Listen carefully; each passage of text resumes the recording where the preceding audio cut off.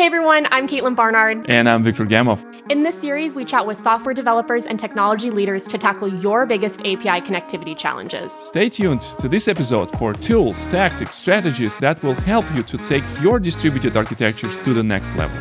Let's begin.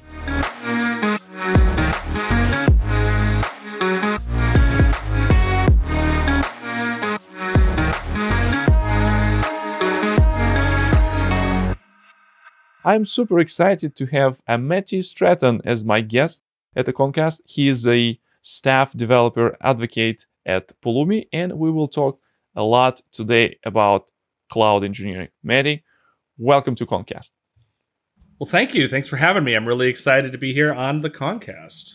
Yes, it's been a while since we wanted to bring you in, and it's finally happened. And I am extremely excited to talk to you today about this stuff. I am a huge fan of the stuff that you guys doing at the Pulumi and how you can use like a normal programming languages to do infrastructure as a code, whereas code is actual code, not some bunch of YAML and stuff. So before we jump to this one, tell us a little bit about yourself. Absolutely. So without going through like a whole bio, but just sort of the interesting parts. So I spent about 2 decades working in traditional technology operations. I was a sysadmin. And I live here in Chicago, so I worked for a lot of financial institutions and insurance companies, because that's usually where you work in Chicago if you work in tech. And kind of along the way, I got interested in this DevOps stuff about I would guess it was probably about 8 or 9 years ago, and got really interested in how we could automate things. So like I was always been about automation, and so I was writing a lot of like VB scripts and a lot of bash scripts and a lot of this stuff. And then I learned about this thing called Puppet and started using Puppet for some things, and we kind of switched over to using Chef. And there's a long roundabout way to say like I've been involved in DevOps for quite some time. And I went from being a member of the Chef community to working at Chef. And Chef is infrastructure as code tool where you write your code, your infra code in Ruby. Kind of stepped away from that for a little bit, and then I came back to join Pulumi.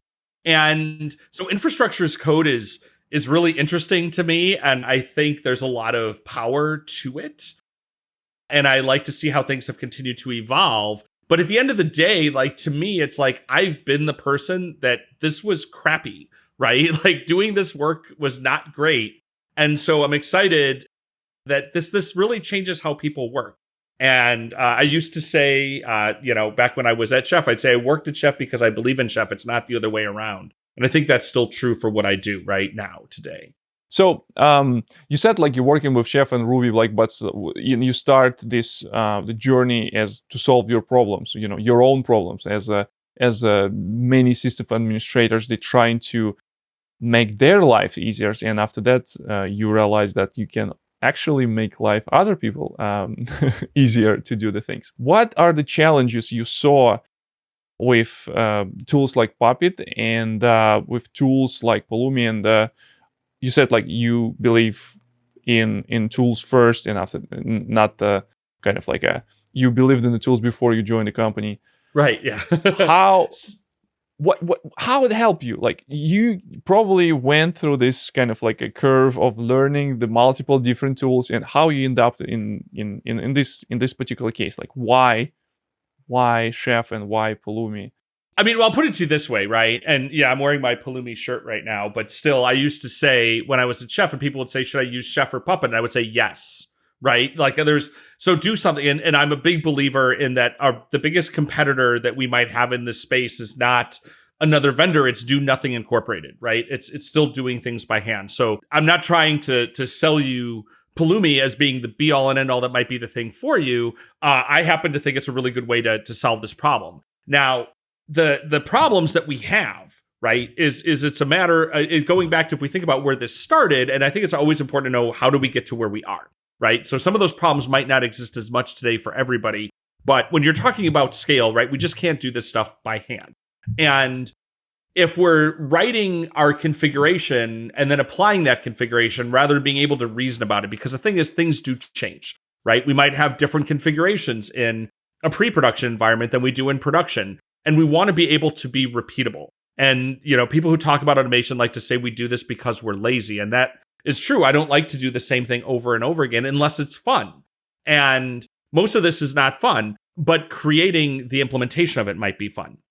So for example, if I want to be able to iterate over things, right, where I'm saying like, okay, I need to go create a whole bunch of these things, and maybe there's dependencies on them, right? Like I need to create a VPC that my cluster is going to live in, and I want to be able to do that and then be able to reference that I created it in the implementation that happens later, right? Rather than sort of having to go and create them piecemeal. And that's where when we start to think about why we need to use a programming language, because our infrastructure is code, it is software, it's components, it's pieces that have dependencies on each other.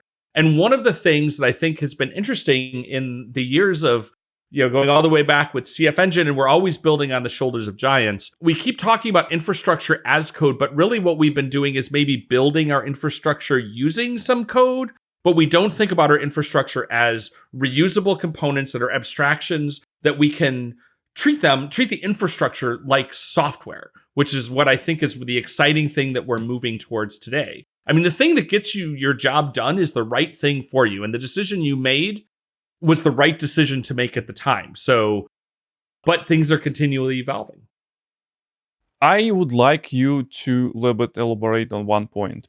So, since you mentioned you started your life as a system administrator, and historically, culturally, system administrators and developers, they are different breeds.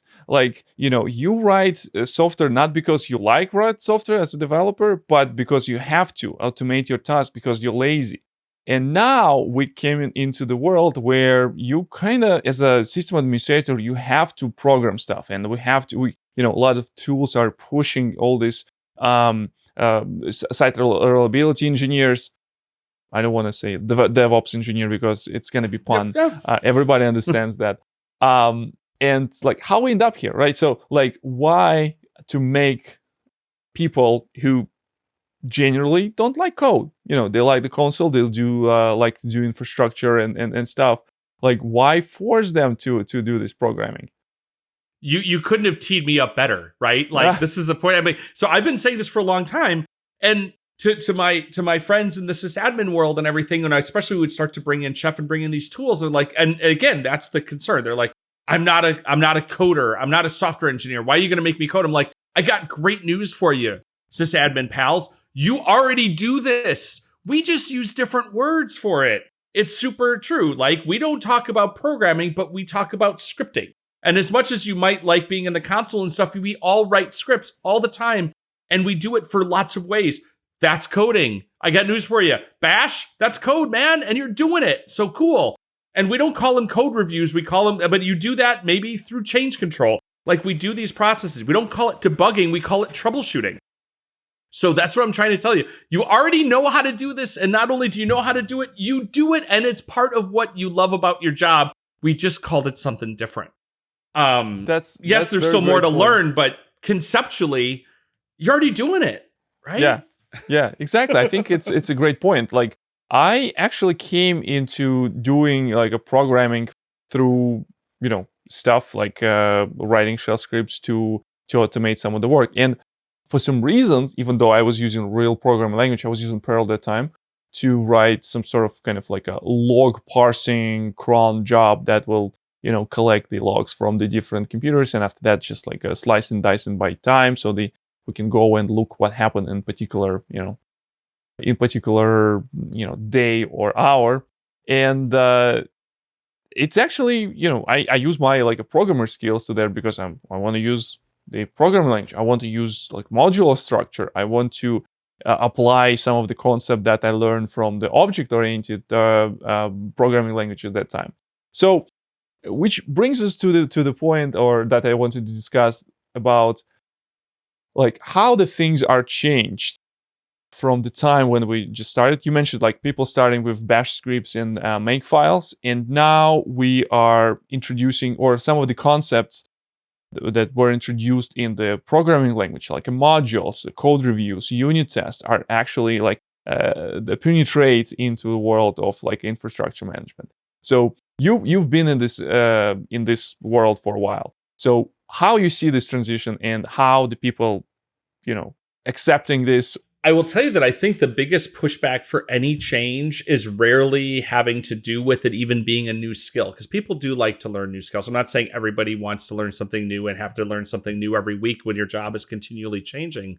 But it is, so much of change comes back to a sunk cost fallacy, right? Which is and it's interesting because I see this a lot with Terraform, and Terraform is great. Terraform does wonderful things.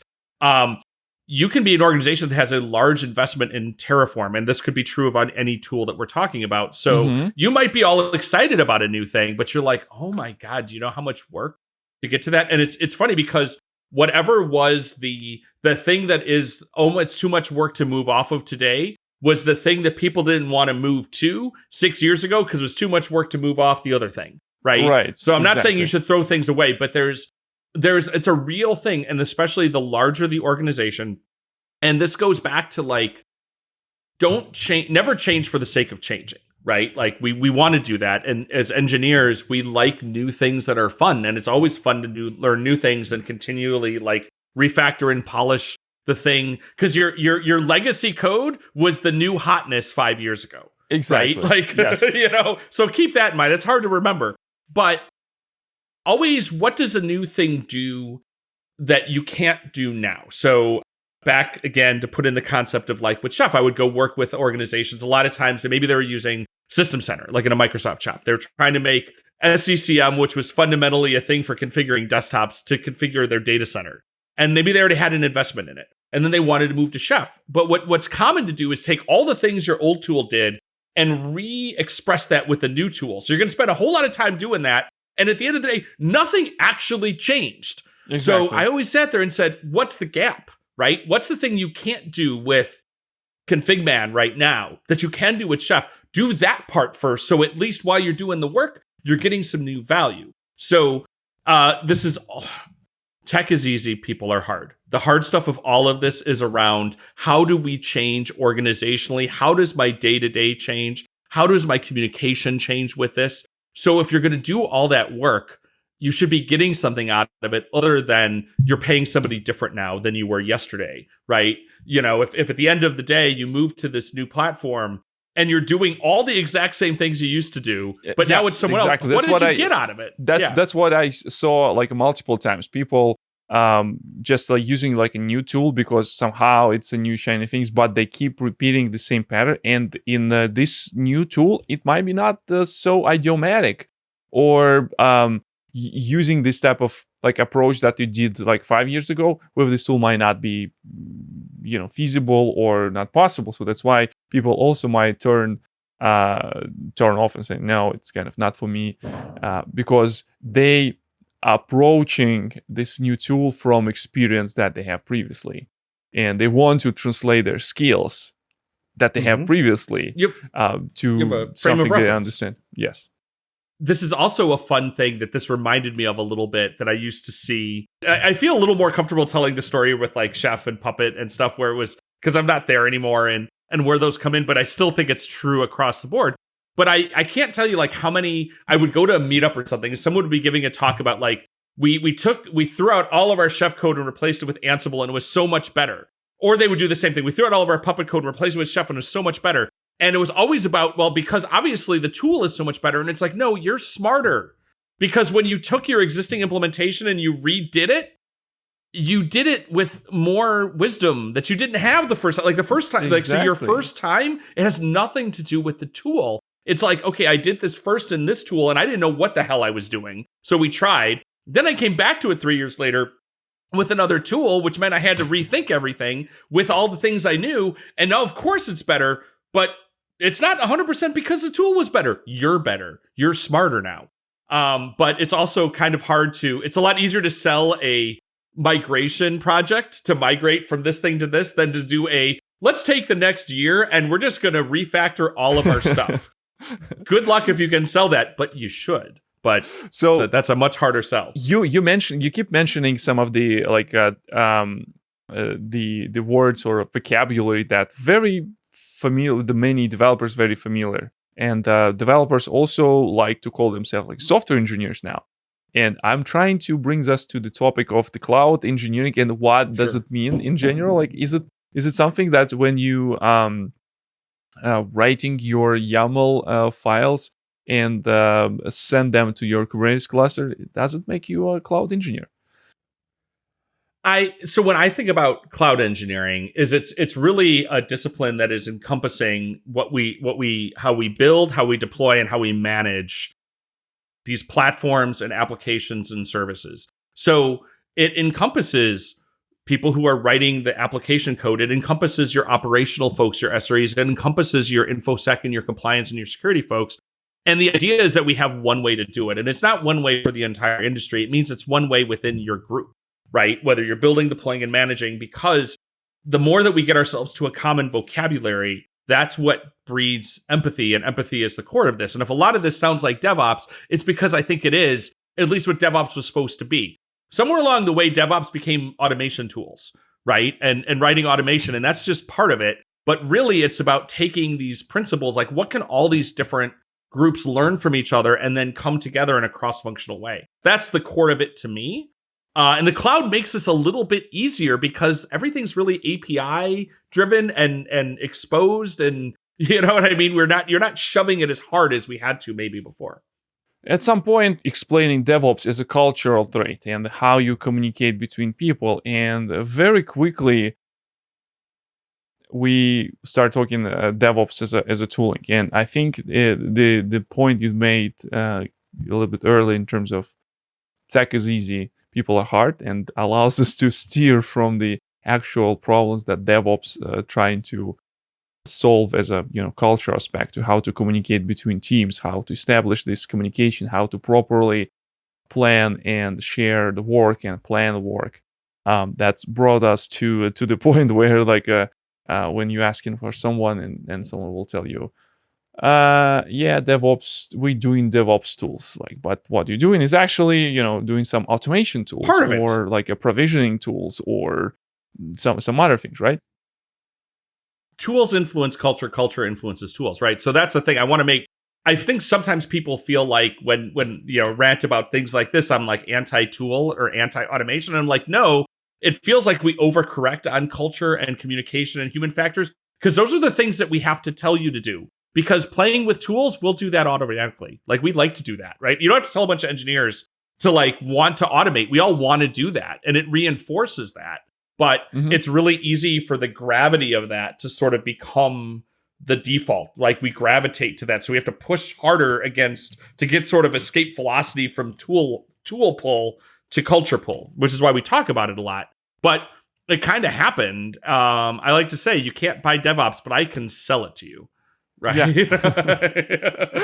And DevOps is being sold to you, folks. So let's call it something else. That'll help. That's my theory. We'll just rebrand. We're good. It's cloud engineering.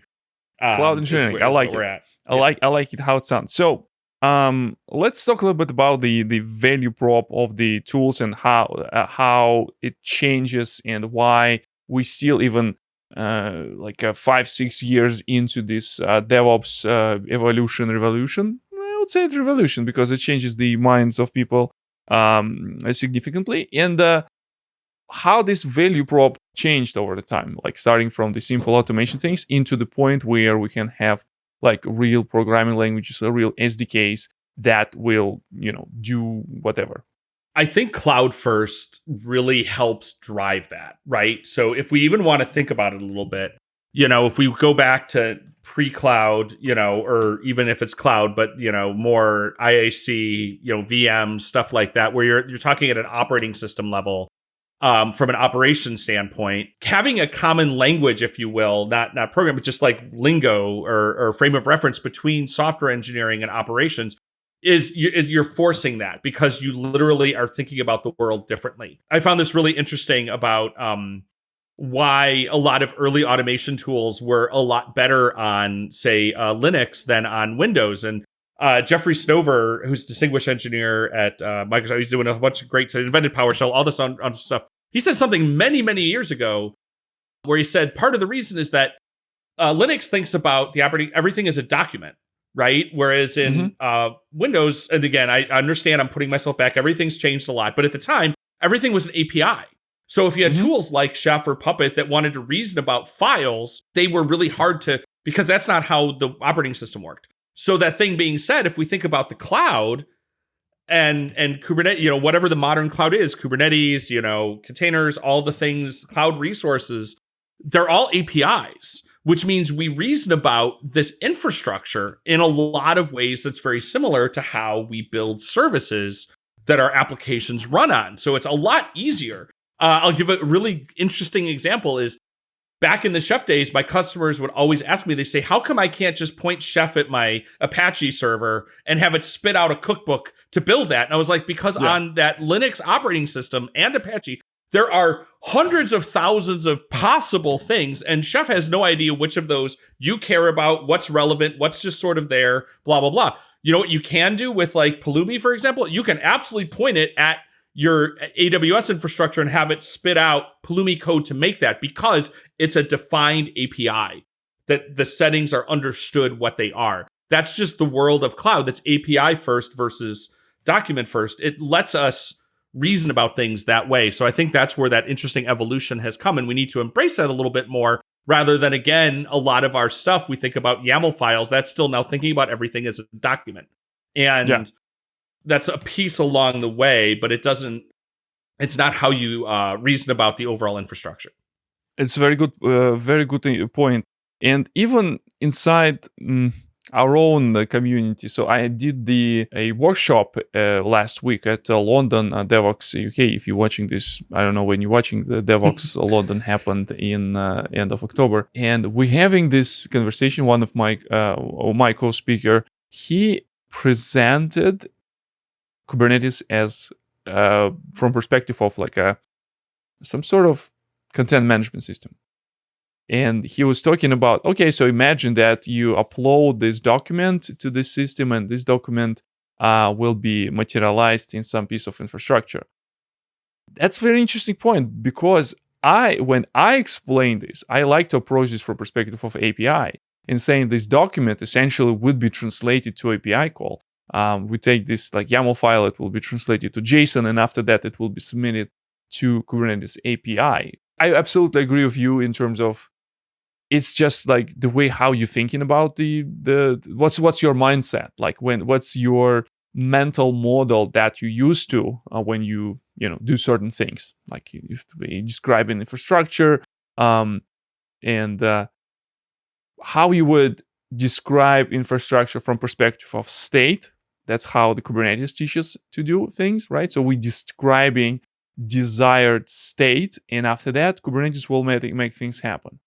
Versus to things how we have with the playbooks, where we actually describing steps that the tool needs to take us somewhere. And in one case, it's all about journey. In other one, it's all about result, or like another way around, right? I think we have a perfect segue to start a little bit talking about Pulumi. What I have here is I have a pretty straightforward Pulumi program that I've written to configure a little bit of infrastructure for us. Now, my use case here is not one that I imagine any of us are doing, because I don't know how many of you are serving your websites as simply a bunch of static HTML in an S3 bucket. I mean, you might be. You're maybe using a static site generator or something, but not just a bunch of files sitting there. But this is kind of illustrating a couple of the interesting things we can do with Pulumi. So the first thing I want to talk about here is you'll see my Pulumi program is written here in TypeScript. It's written I'm using JavaScript and TypeScript. Now I could also have written my Pulumi program in Python or in Go or in .NET, C#, F#, etc. In this particular case, I'm using TypeScript. As it happens, I like Go, but it's a little easier to illustrate in TypeScript, so that's the one that I'm using here. Now, what happens here is you can see one of the things I think is really cool is anytime I start using a new tool that involves me using anything in Visual Studio Code, of course, what's the first thing that we do is we go and we're like, where's the plugin, right? Let me put in the plugin that'll give me snippets and type ahead and all that stuff.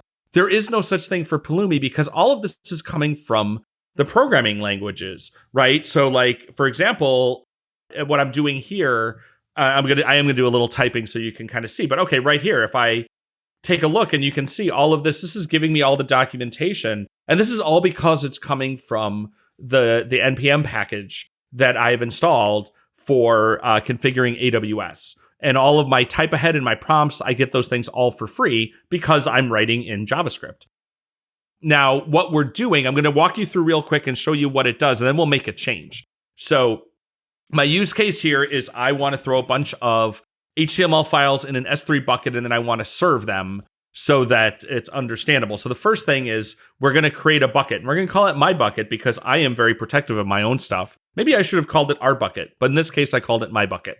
And I'm saying I'm instantiating this constant, and I'm saying what is it? It's a S3 bucket, and this is the name that I'm going to give it inside of AWS. Now, one of the things that Pulumi does do, just because if you'll see this later, we do an auto naming so that you don't get name collisions, because you might be like, well, how do you know there's not already a bucket called my bucket? The name that gets created for this is going to be my bucket dash and then an identifier. The fun thing is I don't need to know that, as you're going to see in just a second. And then I set the properties. I say, okay, it's set the website property, index.html, whatever, easy enough stuff. Now, here's when we get into like, look, this is a programming language. So the first thing is that I'm able to do is I am saying, instead of identifying all the files, I've created a directory that we're going to refer to as a value of sitedir, which you'll see in a second. And I'm just basically saying loop through that whole directory, and for each of them, create a new object. But look, the bucket is my bucket, right? So I don't need to know the ID of the bucket. I'm able to pull it because I created this object. Now, what I've done in Pulumi, so you'll see that I say this sitedir, but you're like, what's sitedir, Maddie? Well, this is when, because it's a programming language, I can bring in a component. So I created a component called config, which is basically saying what configuration is necessary for me to do this. And one of those configurations is there needs to be a value for sitedir. The reason this matters is maybe I have a different, now I don't know why I would do this, why I would have a different directory in my program that I'm going to use for production versus pre-prod, but we're going to pretend. So if we look at my configuration, I have one called dev. And in dev, the value of sitedir is dub, right? So what we can do here with this Pulumi program right now, if I type in Pulumi up, now I will tell you one of the things I've already done, my computer is configured to know how to talk to AWS. We can do this all as part of a CI/CD pipeline wherever this happens. I didn't think you wanted to sit and watch me, register my AWS CLI. So when I run my Pulumi program, what it's going to do is by default, it starts with a preview, which just says, hey, Maddie, if you run this, this is what's going to happen. Now, in this case, one of the things I have to do in order for this to happen, Pulumi has to understand my state. And you can store your state in all sorts of different ways. One of the places is with the Pulumi service, which is what you see here. So if I were able to click here, I could see in the browser all the things that I'm doing. But fundamentally, here's what it's saying. It's saying, if you were to run this right now, here's what's up. Basically, it's saying none of this stuff exists yet. So I need to create a stack in Pulumi, which is an instance of my configuration of my infrastructure. I need to create an S3 bucket, and I need to create these 2 bucket objects. And even if I were to go in and say details, we can see the really specific details of what's going to happen. And remember, you're like, hey, I created a bucket and it's called my bucket D2EB155. Like, I don't have to remember that. So if I were to go ahead and say, yes, let's go ahead and run this. This one's pretty fast because it's just S3. This is why we're not spinning up a Kubernetes cluster or something, because that would take pretty much the entire time of this episode. And then we have that's been pulled up. Now, one of the things that I think is cool is I exported out as variables the endpoint. So what that means is if I were to go ahead and curl the interpolation of the stack output that I got from there, it's going to reach out and it gives me that piece. This, again, very simple, but those stack outputs, because I might have different instances of my infrastructure that have to get passed around from each other. And because these are variables, they let me do that. And the one thing, just to sort of show the difference of when the configuration really quick, is maybe, okay, so I have my stack. So if I say Pulumi stack ls, we can see it'll tell you, okay, you have one stack right now, Maddie. It's called dev. Here's what's up with it. But I want to have one for prod. So in prod, we might have some different configuration. Maybe it's a different different AZ, a different region. So I'm going to create a new one called prod. And now if I'm going to go ahead, I'm going to create a new configuration on this. And so what we do here, Pulumi config, and then if I say set and it's IAC workshop, but we're going to call it www2. And all that you would see there is in my prod. Now it looks a little bit different. And I can either do this with the command, or I can say I happen to, because it's code, let's, do it by hand. So now if I were to go in and say Pulumi up, what it's going to do is it's actually not going to like this, because it said that it needed to find, I set the value to something that wasn't there. So I think that gives us kind of the idea of where that would go, where these changes go. There's a lot more to this.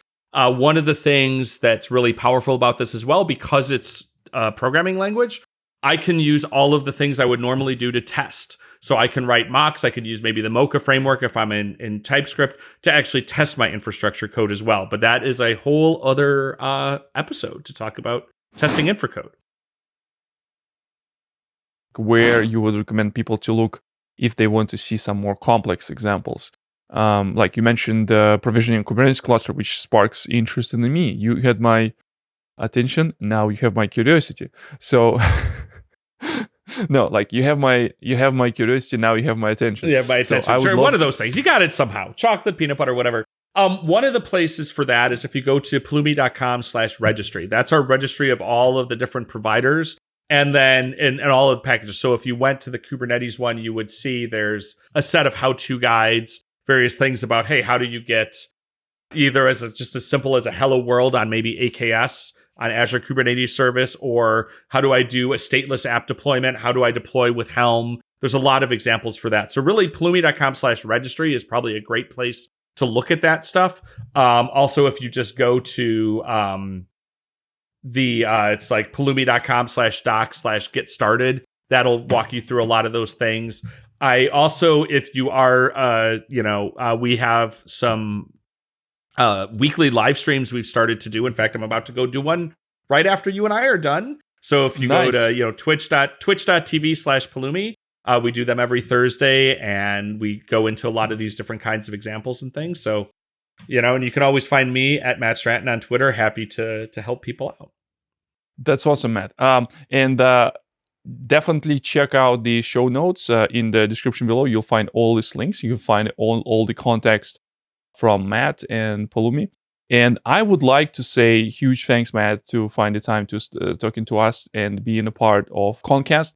Usual question that I have, last question that I have on my guests is that, is there any something, like, for example, is there any book or maybe podcast or maybe movie or something that you saw that maybe not necessarily related to the topic that we talked, but like excited you and you want to share, or like you cannot shut up about this and you're telling everyone? Like, for example, last basically 2 months, I was like deep into rewatching all James Bond movies to prepare myself to No Time to Die, and I couldn't shut up about this with the, at my home. Like, I watched Casino Royale, like with the Daniel Craig, or maybe 5 times, like 2 times in the plane, 3 times at home, 1 time with my wife, and like, could you just stop? Like, is there something like this that you can share? You know what? Like, I will tell you one of the things that maybe I can't shut up about, that it's not directly connected, but this is a show that was way better than it had any right to be based on what I thought it was. And it's on Apple TV, and it's called Mythic Quest. And it's about like a gaming studio. And it is, not only is it very, very funny, but I will tell you, they're both seasons that have been out so far, they have an episode that just sort of catches you and you're like, wait, what? That, just like catches you in the feels. I mean, it's very funny, very dark in a lot of ways, but I think it's underrated. And again, when I started watching it, I had an expectation and I was like, this is way, way more than this show had any right to be based on what I thought it was. So I highly recommend that one. It was very inspired by Silicon Valley TV show. I feel like it's got a little more heart than Silicon Valley did. Like, that's what I'm talking about. So I don't want to give stuff away, but in both seasons, and they had the absolute best quarantine.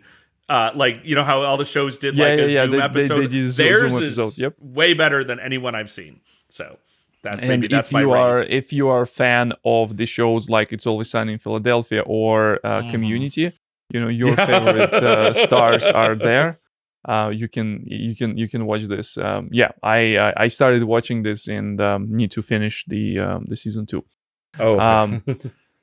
Thank you so much for being a part of Kongcast. And with this, I'm Viktor Gamov, and as always, have a nice day. Thanks to everyone out there for watching. I hope you enjoyed today's episode as much as we enjoyed recording it. Make sure to hit that like button now. And be sure to subscribe so you don't miss a new episode. Don't forget to drop us a comment if you have any questions for today's guest or if there's a topic you'd like to see us cover in the future. And we will see you on the next episode of Kongcast.